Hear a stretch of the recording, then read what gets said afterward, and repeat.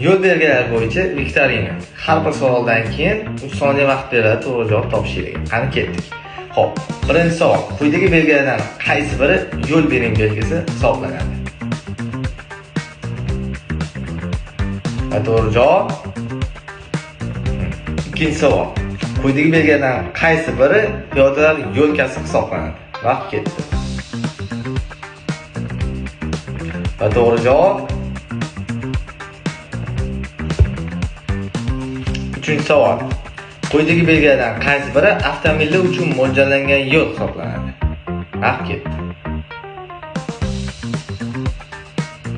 Va to'g'ri javob.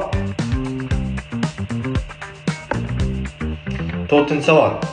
Quyidagi belgilardan qaysi biri velosipedlar harakatlanishi taqiqlangan belgi hisoblanadi?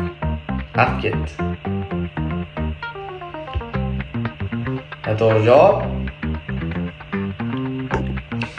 Kommentariyada kim nechta to'g'ri javob topdi? Faqat to'g'ri vijdonan yozamiz. Qani ketdik.